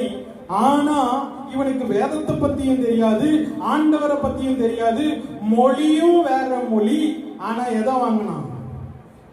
பைபிளை வாங்கினான். பைபிளை வாங்கி இப்போ ரிட்டர்ன் போயிட்டு இருக்கிறான். பாருங்க, பரிசுத்த ஆவியானவருடைய வழி நடத்துதல். ஒருவன் வேதத்தின் மேல் வாஞ்சையாய் இருந்தால், ஒருவன் சத்தியத்தின் மேல் வாஞ்சையாய் இருந்தால், சத்திய ஆவியானவர் அவனை வனாந்திரத்திலும் தேடி வருவார். ஹல்லேலூயா! அவனை கொண்டும் பெரிய காரியங்களை செய்வார். இப்போ திரும்ப ரிட்டர்ன் போயிட்டு இருக்கிறான். அப்படியே ரதத்துல போகும் பொழுது தோல் சுருள்னா எப்படி இருக்கும்னா, அது ஒரு 20-30 அடி இருக்கும். நம்மளை மாதிரி ஒரு 3 ஆள் சேர்ந்து 30 அடி வரைக்கும் இருக்கும். அதை என்ன பண்ணணும்? அப்படியே விரிச்சு விரிச்சு விரிச்சு விரிச்சு வாசிக்கணும். நம்ம சொகுசா ஃபேன் காத்துல அச்சடிக்கப்பட்ட பிரிண்ட் வீட்டுல இருந்தாலே வாசிக்க மாட்டேங்கிறோம். இவன் போற போக்குல மேடு பள்ளம் ரதம் குதிச்சுக்கிட்டு போகும், தூசியா இருக்கும், புழுதியா இருக்கும், ஒழுங்கா கண்ணு தெரியாது, தோல் சுருள், கையால எழுதியிருக்கும், வேற மொழி. ஆனால் என்ன பண்றான்? படிக்கிறான். இதான் வாஞ்ச. நல்லா பாத்துக்கிடுங்க. ஆவியானவர் எங்க வந்தார் நீ பாத்துக்கங்க. இப்போ இவன் ஏசாயா தீர்க்கதரிசி எழுதின புத்தகத்துல 53ஆம் அதிகாரத்தை எடுத்து வாசிக்க ஆரம்பிக்கிறான். இது மறைக்கப்பட்ட அதிகாரம்னு சொல்லுவோம். யூதர்கள் இந்த பகுதியை வாசிக்கிறதே இல்லை. என்னல்ல? ஏன்னா இந்த ஏசாயா 53 இயேசு கிறிஸ்துவை ரொம்ப பாடுபடுகிறவராக காண்பிக்கும். எப்படி காண்பிக்கும்? ஆனா யூதர்கள் எதிர்பார்த்த மேசியா அவர் ஒரு ராஜாவாக, ஒரு போர் வீரராக, மகிமை நிறைந்த ராஜாவாக எதிர்பார்க்கிறதுனால இந்த அதிகாரத்தை அவங்க ஆலயத்துல என்ன பண்றதே இல்ல, வாசிக்கிறதே இல்ல. ஆனா ஆண்டவர் அவனுக்கு கொடுத்த பகுதி எதுதான்? ஒருவேளை அவன் எருசலேம் தேவாலயத்துக்குள்ள போன உடனே யாராவது ஆண்டவரை பத்தி சொன்னா இயேசுவை பத்தி சொல்லி இருக்க மாட்டாங்க. யார பத்தி? யெகோவா தேவனை பத்தி, பிதாவை பத்தி சொல்லி இருப்பாங்க. இயேசு கிறிஸ்துவை பத்தி என்ன பண்ணி இருக்க மாட்டாங்க, சொல்லி இருக்க மாட்டாங்க. இப்போ இவன் 53:7 எடுத்து வாசிக்கிறான். வாசிங்க. 53:7. ஏசாயா 53:7. நெருக்கப்பட்டும், அவர் நெருக்கப்பட்டு, நல்லா சத்தமா வாசிங்க. அவர் நெருக்கப்பட்டும், அவர் நெருக்கப்பட்டும் ஒடுக்கப்பட்டும் இருந்தார். ஆனாலும் அவர் தம்முடைய வாயை திறக்கவில்லை. அடிக்கப்பட்டு கொண்டு போகிற ஆட்டை போல தன்னை மயிர் சுத்திகரிக்கிறவனுக்கு முன்பதாக சத்தமிடாது இருக்கிற ஆட்டை போலவும் தம்முடைய வாயை திறவாது இருந்தார். சரி, போதும் பாருங்க. இவர் வாசிச்ச அதிகாரம் ஏசாயா 53 இருந்து 7. அவர் நெருக்கப்பட்டும் ஒடுக்கப்பட்டும் இருந்தார். ஒரு அடிக்கப்படுகிற ஆட்டை கொண்டு போறது போல மயிர் கத்தரிக்கிறவனுக்கு முன்பதாக ஒரு ஆடு எப்படி சத்தம் போடாம அமைதியா இருக்குமோ அப்படியெல்லாம் இருக்கும்ங்கிறத வாசிச்சார். இதே பகுதிய அப்போஸ்தலர் 8:32-33 வாசிங்க. வேகமா வாசிங்க. அப்போஸ்தலர் 8ஆம் அதிகாரம் நீங்க வாசிச்ச பகுதி தான். 8:32-33. அவன் வாசித்த வேத வாக்கியம் என்னவென்றால், அவர் ஆட்டை போல அடிக்கப்படுவதற்கு கொண்டு போகப்பட்டார். மயிர் கத்தரிக்கிறவனுக்கு முன்பாக சத்தமிடாதிருக்கிற ஆட்டுக்குட்டியை போல அவர் தமது வாயை, அவர் தம்மை தாழ்த்தின பொழுது அவருடைய நியாயம் எடுப்பட்டு போடப்பட்டது. அவருடைய ஜீவன் பூமியிலிருந்து எடுப்பட்டு போயிற்று. அவருடைய வம்சத்தை யாரால் சொல்லி முடியும் அப்படின்னு வாசிச்சு முடிக்கிறதுக்குள்ள அங்க ஒருத்தன் வந்து நிற்கிறான். யாரு? பிலிப்பு. யாரு? நல்லா பாத்தீங்கன்னா, ரொம்ப நீங்க டெக்னிக்கலா யோசிச்சு பாத்தீங்கன்னா, இவர் ரிட்டன் போன தூரம் எகிப்திலிருந்து காசாவுக்கு போற வனாந்திர பாதை. இந்த சம்பவம் நடக்கிற இடம் 80 கிலோமீட்டர் தள்ளி இருக்கு. எங்க இருக்குது? 2 பாதை இருந்துச்சான். ஒன்னு மக்கள் நடமாடுற பாதை, இன்னொன்னு வனாந்திர பாதை. இந்த வனாந்திர பாதையில 80 கிலோமீட்டர் தள்ளி அங்க போற காசாவுக்கு போற பாதையில இவர் எடுத்து வாசிக்கிறாரு.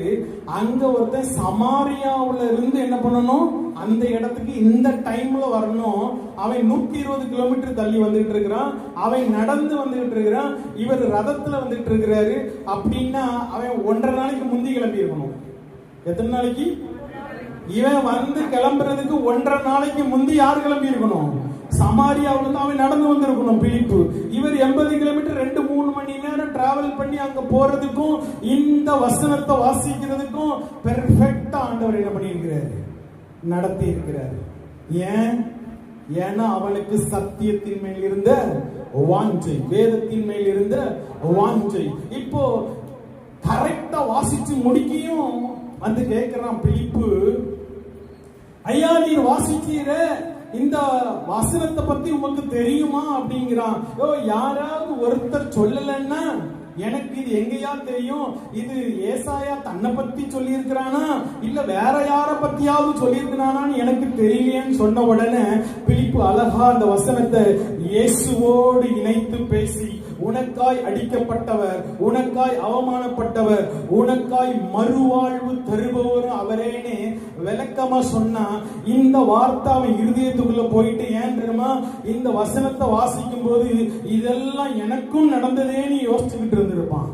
எப்படி ஒரு காலத்துல நான் சின்ன வயசுல இருக்கும் பொழுது என்னோட விருப்பம் இல்லாம என்ன பண்ணாங்க, ஒரு அடிக்கப்படுகிற ஆட்டை போல மற்றவங்களுக்கு முன்னாடி நான் என்ன பண்ணேன், அமைதியா இருந்தேன். மயிர் குத்தரிக்கிற போனுக்கு முன்னாடி ஒரு ஆடு அமைதியா இருக்கிறது போல என்னால ஒரு வாய் கூட பேச முடியலையே, என் நியாயம் எடுபடலையே, என் ஜீவன் எவ்வளவு வலியை நான் அனுபவிச்சிருப்பேன், என் வம்சம் பூமியில இவ்வளவு பெரிய வம்சமா, அந்த வார்த்தை தான் அவனுக்கு இடிச்சிருக்கும். நான் இப்ப உங்களுக்கு ஒரு கேள்வி கேட்கிறேன். இதை இயேசு பத்தி தானே சொல்லி இருக்கு. இயேசுக்கு கல்யாணம் ஆச்சா? அப்போ பூமியில அவருடைய வம்சத்தை ஒருத்தன் எண்ணி முடிக்க முடியாதுன்னா எப்படி அவருக்குள்ள வம்சம் வந்துச்சு? இப்ப இதே கேள்விதான் யாருக்கும் வந்திருக்கும். நான் ஒரு அண்ணகன், நான் ஒரு திருநங்க, என்ன மாதிரியே ஒருத்தர் கஷ்டப்பட்டிருக்கிறார், என்ன மாதிரியே ஒருத்தர் பாடுகள் அனுபவிச்சிருக்கிறாரு, ஆனா அவருக்கும் கல்யாணம் ஆகல, எப்படி அவருக்குள்ள வம்சம்? இதுதான் இந்த தாகம் இருக்கும் பொழுது கரெக்டா பிலிப்பு வந்து ஒன்ன மாதிரியே, ஒன்ன விட என்ன பண்ணாரு, பெரிய பாடுகள் அனுபவிச்சவர் யாரு? நீங்க வெள்ளிக்கிழமை தியானிச்சிருப்பீங்க, அப்படித்தானே? இயேசுவை சிலுவையில் அடிக்கும் பொழுது ரோமன் கையில இருந்தது ஒரு சாட்டை, அது 9 பிரிஞ்சிருக்கும். ஒவ்வொரு பகுதியிலையும் அன்னைக்கு இருந்த ரொம்ப ஸ்ட்ராங்கான பாறையை உடைச்சி அதுல இருக்கக்கூடிய கூர்மையான பகுதியை தான் கட்டி வச்சிருக்காங்க. வேத பண்டிதர்கள் சொல்றாங்க 39 முறை இயேசுவை சவுக்கால் அடிச்சாங்கன்னு சொல்றாங்க. அப்போ கிட்டத்தட்ட 360 தடவை என்ன பண்ணிருக்கணும், இயேசு மேல என்ன பண்ணிருக்கணும், சவுக்கால் அடிச்சிருக்கணும். வேதம் சொல்லுது அவர் அந்த கேடு அடைந்தாராம். வேத அறிஞர்கள் சொல்றாங்களாம், இத பார்த்தா மனுஷன் உருவனையே சொல்ல முடியலையா, அந்த அளவுக்கு சதையும் ரத்தமும் என்ன பண்ணியிருந்தான், கிழிக்கப்பட்டிருந்தான். 360 அடி ஒருத்தர் உச்சந்தலையிலிருந்து உள்ளங்கால் வரைக்கும் சவுக்கடிப்பட்டிருந்துச்சுன்னா எப்படி கிழிச்சு தோங்கும்? ஒரு அடி வாங்கி அடிச்சாலே மூஞ்சி ஒரு பக்கம் என்ன பண்ணிடும், லேசா வண்டியில வந்து ஸ்கிராச்சாலே முகம் மாறிடும். 360 அடிப்படும் பொழுது அவருக்கு மனுஷ சாயலே இல்லையா. எல்லாரும் பிரமிப்படைந்தாங்களா, இது யாரு, இது மனுஷனா அப்படின்னு கேட்கிற அளவுக்கு அந்த கேடு அடைந்த தேவன் உனக்காய் எனக்காய் பாடுபட்டவரும் யாருதான், அவர்தான். இத கற்றுக் கொடுத்த உடனே மனமாற்றம், ரட்சிக்கப்பட்டான். என்ன பண்ண? நான் இன்னைக்கு உங்களுக்கு சொல்றேன், சத்தியத்தின் மேல தாகம் வேணும். என்ன பண்ணணும்? சத்தியத்தின் மேல தாகம் வந்தாதான் சத்திய ஆவியானவர் உங்களுக்குள்ள பெருக முடியும். என்ன பண்ண முடியும்? இப்போ உங்களுக்கு ஈஸியா மண்டையில வச்சுக்கிற மாதிரி சொல்றேன், பாடு இல்லைன்னா உனக்கு பாடுதான். பாடுதான் தெரியல, பாட்டு பாடுற, பாடு துதிச்சு இல்லைன்னா உனக்கு என்னதுதான், பாடுதான். பாடுறதுலயும் சொல்றேன், அடுத்து வாசிக்கிறதுல சொல்லிடுறேன். புதிய ஏற்பாடை படிக்கலன்னா புதிய பாடெல்லாம் வரும், பழைய ஏற்பாடை படிக்கலன்னா பழைய பாடெல்லாம் பின்னால தொடரும். அதனால ஒழுங்கா என்ன பண்ணிருங்க, புதிய ஏற்பாட பழைய ஏற்பாடெல்லாம் என்ன பண்ணிருங்க, பாட வாசிக்கலனாலும் பாடுதான், பாடலனாலும் பாடுதான். எழுதி வச்சுக்கிடுங்க. இன்னைக்கு கரெக்டா என்ன பண்ணிடணும், வாசிக்கணும். என்ன பண்ணணும் பாருங்க, இங்க நீங்களும் நானும் சரி, எத்தனை முறை வேதாகமத்தை வாசித்தாலும் ஆவியானவர் உங்களுக்குள்ளாய் அந்த வார்த்தையின் அர்த்தங்களை அதை திறந்து காட்டாவிட்டால் அது வெறும் வார்த்தை தான், அது வெறும் புத்தகமா தான் இருக்கும். அது ஜீவனுள்ள வார்த்தையாய், அது கிரியை செய்கிற வார்த்தையாய் மாற வேண்டுமானால் யாருடைய துணை வேணும்? ஆவியானவருடைய துணை வேணும். இப்போ என்ன பண்ணியாச்சு, ஒரு அண்ணகன் என்ன பண்ணா, பரிசுத்த ஆவியினால் ஞானஸ்நானம் பெற்று நிறைக்கப்படுறான். ஆண்டவர் பிலிப்பை தூக்கிட்டு போயிட்டாரு. ஏன்னா இனி பிலிப்பு துணை யாருக்கு தேவையில்லை, அந்த அண்டகனுக்கு தேவையில்லை. யாரோட துணையோட போனான்? மிகுந்த சந்தோஷத்தோட தன் தேசத்துக்கு திரும்பி போனான் என்று வேதம் சொல்லுது. அதுக்கப்புறம் நான் ஒரு ரகசியத்தை நான் உங்களுக்கு சொல்றேன். ஏசாயா 53 வாசிச்சவன் இப்போ 56 வாசிக்க ஆரம்பிச்சிருப்பான். 56:3-7 வாசிக்கும் பொழுது இதுல சொல்லப்பட்ட வாக்குத்தத்தம் அவனை பற்றியது என்பதை பரிசுத்த ஆவியானவர் அவனுக்கு கற்றுக் கொடுத்திருப்பார். அது என்ன வசனம் வாசிங்க? ஏசாயா 56:3-7. சுமார் 750 ஆண்டுகளுக்கு முன்பதாக இந்த மந்திரியை குறித்து கர்த்தர் எழுதி வைத்திருக்கிறார்.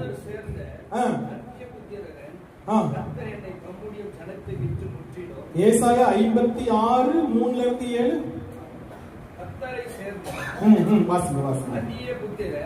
கர்த்தர் என்னை தம்முடைய ஜனத்தை விட்டு முற்றிலும் பிரித்து போடுவார் என்று சொல்வானாக. ஆனாலும் இதோ நான் பட்ட மரம் என்று சொல்வானாக. இதோ நான் பட்ட மரம் என்று சொல்லானாக. என் ஓய்வு நாட்களை ஆசரித்து எனக்கு யார் எப்படி சொல்லக்கூடாதுன்னா, நீ ஒரு அன்னகனா இருந்தாலும் சரி, விதையடிக்கப்பட்டவனா இருந்தாலும் சரி, இதோ நான் ஒரு பட்ட மரம் என்று நீ சொல்லாத. ஓய்வு நாட்களை ஆசிரித்து எனக்கு இஷ்டமானவர்களை தெரிந்து கொண்டு என் உடன்படிக்கையை பற்றிக்கொள். அன்னகர்களை குறித்து கர்த்தர் சொல்லுகிறது என்னவென்றால், நான் அவர்களுக்கு என் ஆலயத்திலும் என் மதில்களுக்குள்ளும் குமாரருக்கும் குமாரர்களுக்கும் உரிய இடத்தையும் கீர்த்தியை பார்க்கிலும் உத்தம இடத்தை கொடுப்பேன் என்று அழியாத நித்திய நாமத்தை அவர்களுக்கு. பாருங்க, இந்த வசனம் யாருக்காக கொடுக்கப்பட்டது அப்படின்னா, இவனுக்காக தான். யாருக்காக தான்? இந்த எத்தியோப்பிய அன்னகனுக்காக கொடுக்கப்பட்டது. ஒரு மனிதன் பிளஸ் பரிசுத்த ஆவி, ஒரு தேசத்தோட மனமாற்றம். நீங்க நம்புவீங்க நம்ப மாட்டீங்களோ எனக்கு தெரியாது. இன்னைக்கு ஆப்பிரிக்கா கண்டத்துல 5 கோடி பேர் இயேசுவை ஏற்றுக்கொண்டதற்கு முதல் வித்திட்டது இந்த மந்திரி தான். இதெல்லாம் கூகுள்ல இருக்கு. எங்க இருக்குது? நீங்க போய் அவன் பேர் பைபிள்ல இல்ல, ஆனா பாகோஷ்னு அவன் பேரை அடிங்க, அவனை பத்தி எல்லாமே வந்துடும். என்ன வந்துடும்? BACHOS, பாகோஷ் அடிங்க. முதல் மிஷனரி யாரு? ஆப்பிரிக்க கண்டத்தின் முதல் மிஷனரி யாரு தானா? இந்த எத்தியோப்பிய மந்திரி தானா. இன்னைக்கும் அவனுடைய பிறந்த நாள இறந்த நாள சபைகள் என்ன பண்ணுதான்? கொண்டாடுதான். அப்போ கர்த்தர் ஆவியானவர் பாருங்க, ஒரு அன்னகருக்கு அப்போஸ்தலர் என்ற நித்திய நாமத்தை கொடுத்து ஒரு தேசத்தை என்ன பண்ணியிருக்கிறாரு? சந்திக்க வைத்திருக்கிறார். ஒரு அன்னகனை உயிர்ப்பித்த தேவன் உங்களை என்னை உயிர்ப்பிக்க மாட்டாரா? இல்லையா? நான் அப்ப 2வது விஷயத்துல என்ன செய்யணும்னா, நான் வேதத்தை இன்னும் என்ன பண்ணணும்? இன்னும் வாசிக்கணும். சத்தியத்தை இன்னும் சத்திய ஆவியானவருடைய துணையோட நான் என்ன பண்ணணும்? வாசிக்கணும். இன்னும் ஒரு 5 நிமிஷத்துல நான் முடிச்சிடுறேன். சரி, அப்ப இந்த சத்திய ஆவியானவர் எனக்குள்ள வந்தா அவர் சத்தியத்தை எனக்கு என்ன பண்ணுவார்? நான் வனாந்திரத்துல இருந்தாலும், எருசலேமின் தேவாலயத்தின் முன்பு அல்ல, என் தேவன் நான் வனாந்திரத்துல இருந்தாலும் எனக்கு என்ன பண்ணுவார்? அவருடைய வார்த்தையை உண்மையாய் போதிப்பார். இதே மாதிரி இந்த அன்னகனுக்கு மாதிரி உங்களுக்கும் எனக்கும் எத்தனையோ வாக்குத்தத்தங்கள் இந்த வேதத்திற்குள்ள ஒளிஞ்சிருக்குது. அது என்னன்னு ஆவியானவருடைய துணையோட கண்டுபிடிச்சு அதை நம்ம என்ன பண்ணணும்? என் வாழ்க்கையில சொந்தமாக்கி கொள்ளணும். என்ன பண்ணணும்? 3வது ஒரு நபர். நான் 5 நிமிஷம் கூட இல்ல, நேரம் ரொம்ப அதிகமா போயிட்டு நான் 2 நிமிஷத்துல முடிச்சிடுறேன். 3வது ஒரு நபர் ஸ்தேவான். யாரு? சத்திய ஆவியானவர் ஒருவனுக்குள்ள வரும் பொழுது அவன் எதற்கும் அஞ்ச மாட்டான். இதை நான் இப்படி சொல்றதை விட, நீங்களும் நானும் ஒரு கிறிஸ்தவன், கிறிஸ்துவை ஏற்றுக்கொண்டவன், இன்னைக்கு நீங்களும் நானும் பயப்படுகிற ஒரு காரியம் உண்டானால் அதற்கு பேர் மரணம். என்னது? இன்னைக்கு மரணம் என்னை தழுவும் என்றால், என்ன மரணம் சந்திக்க போகிறது என்றால் நாம் கலங்கி போய் விடுவோம். அவ்வளவுதான், என் வாழ்க்கையே முடிஞ்சு நினைச்சிடுவோம். இன்னைக்கு இந்த உயிர்ப்பிக்கிற நாள்ல இந்த சத்திய வார்த்தை உங்கள் இருதயத்தை விட்டு ஒருபோதும் விலகக்கூடாது. மரணம் கிறிஸ்தவனுக்கு முடிவல்ல, மரணம் கிறிஸ்தவனுக்கு புதிய கதவுகளை திறக்கும் இடம். அல்லேலூயா. பாருங்க, இனி கிறிஸ்தவர்கள் மரணத்தை கண்டு அஞ்சவே கூடாது. ஏனென்றால் நமக்கு முன்பதாக முதற் பலனாக பாவத்திற்கு சம்பளமான மரணத்தை ஜெயித்து உயிரோடு எழுந்த ஒரு கிறிஸ்து என்ன பண்ணியிருக்கிறாரு, முன்னே மேல போயிருக்கிறாரு. நான் அடுத்த கனியா என்ன பண்ணுவேன், என்னைக்கு எனக்கு இந்த பூமியில மரணம் வருதோ அன்னைக்கு நானும் என்ன பண்ணுவேன், எடுத்துக்கொள்ளப்படுவேன். எங்க? ஏதோ இடம் தெரியாத இடத்துக்கல்ல, ஏதோ பாதாளத்திற்கு அல்ல. எங்க? இதுக்கு முன்னெல்லாம் மரணத்தை கண்டா பைபிளே அப்படிதான் இருக்கும். ஆனா புதிய ஏற்பாடு வர வர வேதமே அழகா சொல்லுது, நித்திரை. என்னையா மரணம்ங்கிறது என்னதான் மாறி போச்சு, ஒரு தூக்கம் மாதிரி ஆகி போச்சு. என்னதான் ஆகி போச்சு, இயேசு உயிர்த்தெழுந்து பரலோகத்திற்கு எடுத்துக்கொள்ளப்பட்ட பின்பு 1-3 வருஷம் கழிச்சு நடக்கக்கூடிய சம்பவம் தான் இந்த ஸ்தேவானோட சம்பவம். கிட்டத்தட்ட ஒரு 3 வருஷம். எவ்வளவு? ஆவியானவர் ஒரு அப்போஸ்தலரை மாத்திரமல்ல, ஒரு புறஜாதி தேசத்தான அன்னகனை மாத்திரமல்ல, ஒரு சாதாரண விசுவாசிக்கும் தன்னுடைய நிரப்புதலை கொடுத்து என்ன பண்ணுவார்னா, மரணத்தை கண்டும் அஞ்சாத ஒரு இருதயத்தை தருவார் என்கிறத காண்பிக்கிற காட்சி தான் யாருடைய காட்சி? இவர் ஒரு சாதாரண விசுவாசி, ஆனா ஒரு யூதன் தான். ஆனா இஸ்ரவேலுக்கு வெளியில பிறந்த யூதன். இவங்களுக்கு எல்லாம் பேரு ஹெலனிஸ்டிக் யூதன். என்ன யூதன்? அங்கேயே பிறந்து அங்கேயே வளர்ந்த ஹீப்ரூ ஜூஸ். யாரு? எபிரேய யூதர்கள். இவங்க எபிரேயத்தை விட்டு வெளியில பிறந்த யூதர்கள். இவங்களுக்கு அவங்களுக்கும் எப்பவுமே கொஞ்சம் ஒத்து போகாது. ஏன்னா இவங்களும் இதே பைபிள தான் கும்பிடுவாங்க, எபிரேய யூதர்களும் அதே பைபிள தான் கும்பிடுவாங்க. ஆனா கலாச்சாரம் வேற. அவன் இந்த வெளியில இருக்கிற யூதன் கிரேக்க கலாச்சாரத்தை பின்பற்றுவான். அங்கே இஸ்ரவேலே வாழ்ந்த யூதன் என்னத எபிரேய கலாச்சாரத்தை. இவ்வளவுதான் வித்தியாசம், வேற ஒண்ணு இல்லை. இப்போ நீங்க அப்போஸ்தலர் 6 இதெல்லாம் இருக்குது. ஒரு சபைக்குள்ள நீங்க எங்களுடைய விதவைகளை ஒழுங்கா கவனிக்கலன்னு ஒரு பகுதி வரும் பாத்தீங்களா, அதெல்லாம் இந்த பிரச்சனை தான். ஹெலனிஸ்டிக் ஹீப்ரூ ஜூஸ் ப்ராப்ளம் தான். இப்ப நம்ம அதுக்குள்ள வேண்டாம், நேரம் முடிக்கிற காரியத்துக்கு வந்துருவோம். இப்போ இந்த விசுவாசியின் மேல இவனுக்கு சபையில ஒரு பொறுப்பு கொடுத்திருக்கு. இவன் மேல அங்க இருக்கிற இந்த எபிரேய யூதர்கள், இவன் தேவனுக்கு விரோதமாக, இவன் மோசைக்கு விரோதமாக, இவன் நியாய பிரமாணத்திற்கு விரோதமாக, தேவ ஆலயத்திற்கு விரோதமாக இவன் பேசிக்கிட்டு வரான் அப்படின்னு சொல்லிட்டு இவனை கொண்டு நீதிமன்றத்தில் என்ன பண்றாங்க, நிறுத்துறாங்க. நீதிமன்றத்துல ஒருதலை பட்சமா தீர்ப்பெழுதி இவனை கல்லெறிஞ்சு கொல்ல போறாங்க. இப்ப இவன் மரணத்தை தழுவ போறான். ஒரு கிறிஸ்தவனுடைய வாழ்க்கையில பரிசுத்த ஆவியானவருடைய நிரப்புதல் இருக்குமானால் உங்களுடைய கண்களும் திறக்கப்படும். நீங்களும் மரணத்தை கண்டு அஞ்ச வேண்டாம்ங்கிறது இவனுடைய வாழ்க்கையை வச்சு தெரிஞ்சுக்கிடலாம். பாருங்க, கல்லெறிந்து கொள்ளும் பொழுது வாசிங்க அப்போஸ்தலர் 7:55. அப்போஸ்தலர் 7:55.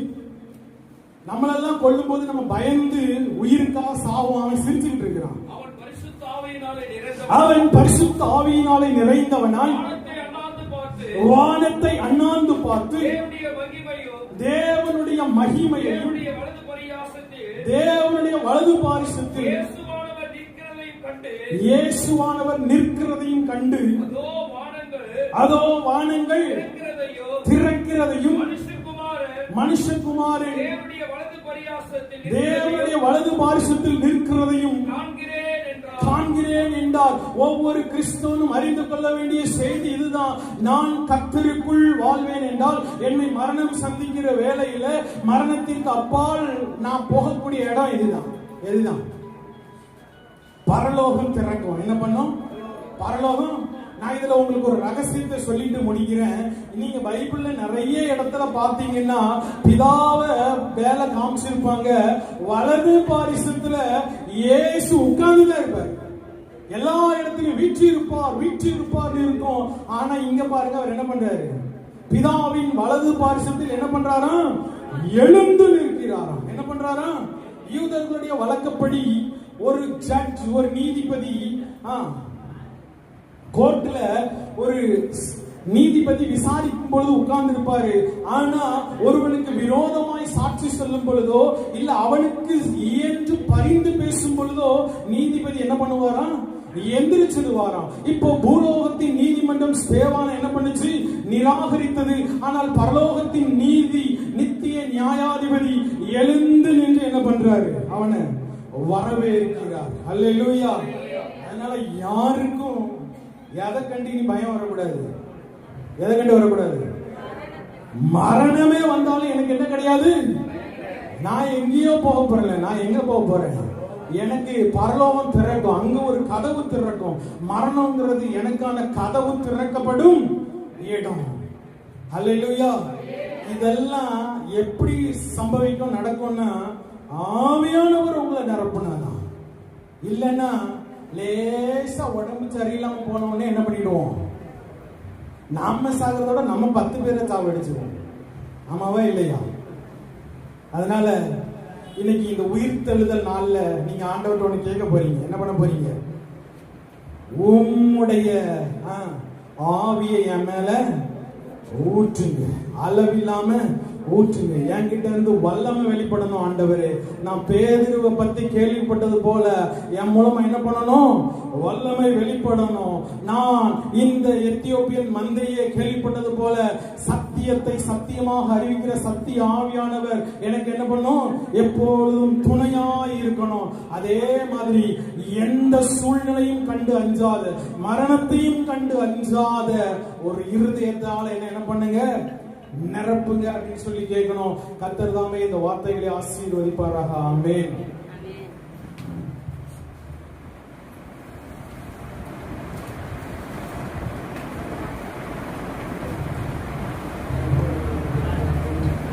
கரங்களை தட்டி ஆவியானவருடைய நாமத்தை மகிமைப்படுத்துவோமாக. நல்ல ஒரு வார்த்தைகளை கொடுத்த தேவன் இன்றைக்கு நம்ம மத்தியில் ஆண்டவர் 3 காரியங்களை குறித்து தேவன் பேசுகிறார். அல்லேலூயா. கர்த்தர் ஒரு மனிதன் ஒன்றுமே அறியாது இருந்து தனக்காகவே